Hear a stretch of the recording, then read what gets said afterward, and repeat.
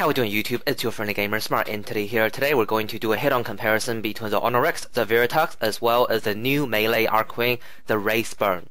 So we're going to have the same build for all three weapons, so it's pretty standard. You got Poisonous Sting, Galvanized Blade for that corrosive combo, Glacial Edge and Blazing Steel for blast. We have Cutting Edge for that base damage boost, Furor for speed boost, as well as Tempered Blade for critical chance. Currently in the game there isn't that many mods on there, so basically we're going to put critical chance on there, even though for the Onorix and the Veritax is only a 5% base crit chance multiplier. Obviously once you put a few formats in, you could put in a Bleeding Edge, but you have to get that crit chance up first before you deal with the crit damage. Now, to get this particular build, the Onorix only needs a potato. The Veritax do need an extra polarity because the base polarity on here is a reverse D and not a V polarity, so you need a format to put a V polarity to achieve the same build. And the same story with the Rathbone, you do not need a polarity because it comes with a base V polarity on the weapon. So it's the same build as well. Now, I want to look at two things because basically we want to look at damage and user friendliness. So as far as damage goes, the Rathbone is undoubtedly the best just because it has a crit multiplier. So we have the Onorix, so we got total damage and sustained DPS. So we're looking at about 2600 for total damage and 28.5 for sustained DPS, so that's the Onorix. And we're looking at pretty much the same. Now the Onorix do have a slightly higher sustained DPS because it has a faster attack rate. So looking at numbers alone, the Onorix is slightly better than Veritax. And then the Rathbone. Now the Rathbone, because it can benefit from that crit multiplier, it has slightly higher total damage as well as sustained DPS. So looking at the damage numbers alone, you can say the Rathbone is the best, followed by the Onorix, followed by the Veritax. But this is just looking at the damage numbers by itself. Now we'll jump into some gameplay. Okay, so first with the Veritux, and we'll just have a look at the attacking pattern of this weapon. So I'm just going to mash E here, and what you see is pretty much a hack and slash. And this is actually quite different to the two other melee weapons. Okay, so we have a bit of swarm here. I'll see how good the Veritux is getting rid of the swarm, basically. Now notice for enemies that I cannot one-shot, I do a bit of a knockback effect, and I have to basically auto-track it again to attack it. Now this is actually not a good thing because by knocking it back and having to travel that extra distance, it means it takes much longer to kill an enemy. And when you're in like a swarm and being surrounded, you actually really need to kill enemies as fast as you can because the longer you leave them alive, the more opportunity they have to take you out. So as far as getting rid of the swarm, the Veritax is not bad. I guess the best thing to do is really compare it with the other weapons. Now, as far as killing Ogmas, or the, I guess, heavy gunner equivalent of archwing, it does take 4 to 5 hits. The Ogma over here. Now, assuming you don't land a crit, it should be 4 to 5 hits. So, 1, 2, 3, 4. The enemy has captured a tower. Next, we have the Onorix, and again, we'll have a look at the attacking pattern here. So as you can see, it's not just hack and slash, it does have a bit of a combo with that, I guess, swirling twirl, or whatever you call it. Okay, so we have a very small swarm here. We'll see how good the Onorix is at getting rid of them.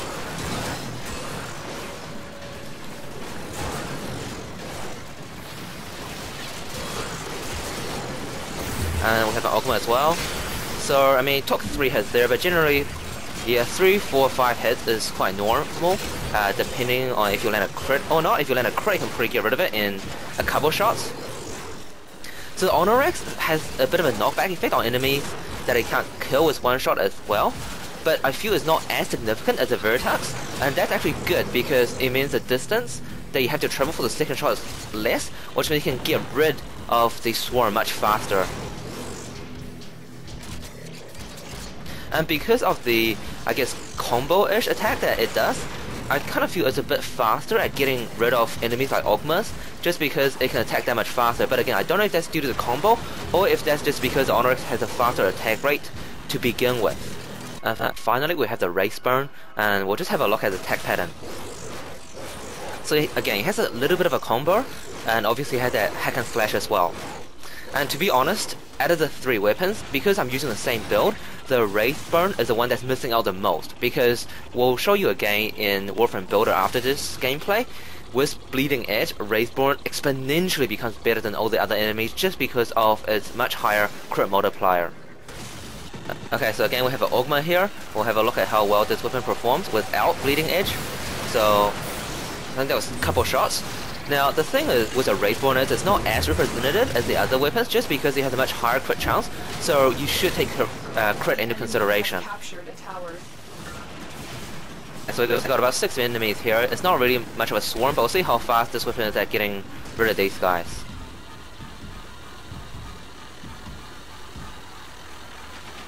And honestly, it's a bit sad that these weapons can, well, these, I guess, enemies can travel faster than your Warframe. So I don't know if it's psychological, but I definitely feel the Rathbone's knockback is a lot less than the Veritax, and slightly less than the Onorix. And that's actually a real bonus, because that means you can get rid of enemies, again, that much faster.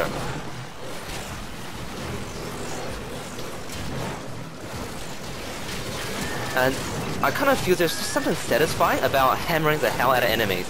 Personally, I'm a sword player, but this hammer is just really satisfying to use.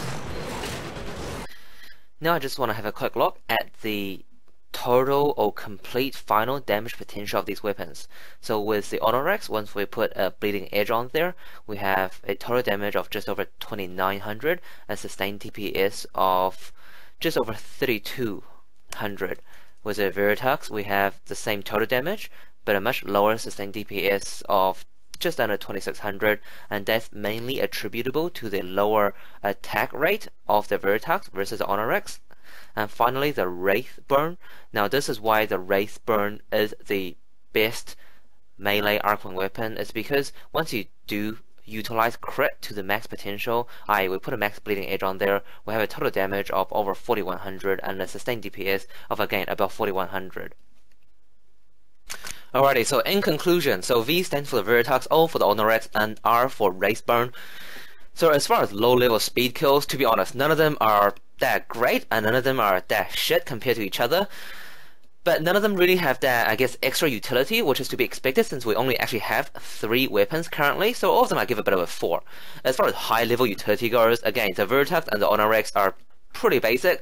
Their potential are pretty much limited to the build I've released currently, whereas with a Rathbone, just because it has that crit multiplier, and once you do put a max Bleeding Edge on there with a 110% crit damage increase, it obviously is much better than the other weapons, so I'll give it a 7 for the Rathbone.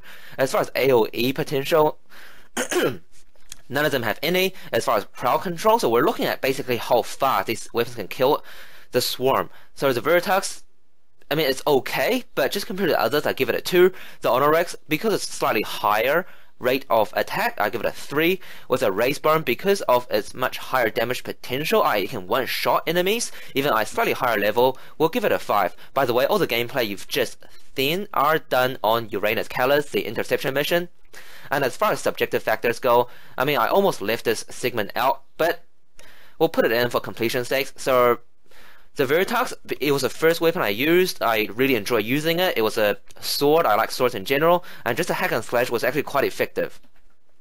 The Onorix, I mean, I don't really get what the Onorix is trying to do. It's an axe type weapon, I suppose, but the wielding or the holding style wasn't really something I enjoyed, and the attack combo of it was just a bit weird, you know, when you're using that in space. So I give it a 4. As far as the Rathbone, it's a hammer, and like I was saying before, it's just quite satisfying hammering the crap out of enemies. So I give it a 6 for the Rathbone.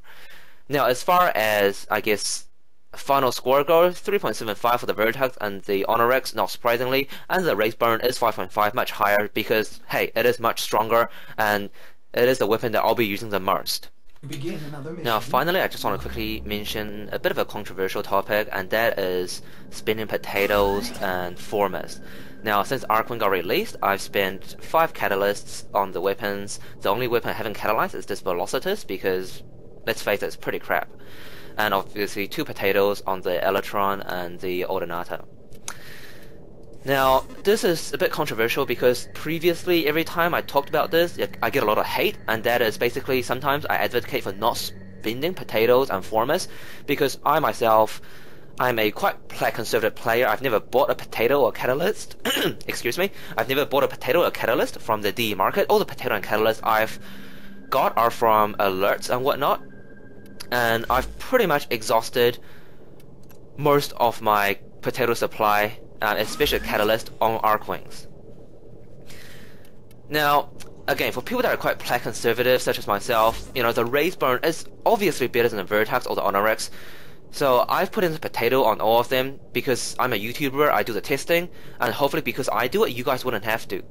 So the Rathbone is clearly much stronger, so in that sense, this is the only weapon you should put a potato on currently at this 3 melee. And this is the only weapon you should be forming to the end to obviously get that 8 slot maxed crit build. But other than that, you know, I'll be the first to admit, you put a potato on, the weapon is not twice as strong, it's so much more than that. Because all these mods, they work off the base damage that the weapon provides, and of course once you put things like cutting edge on there, and obviously for a crit damager such as a Rathbone, once you put a potato on and thus more mods on, the weapon is exponentially stronger, so much more stronger than just twice as strong.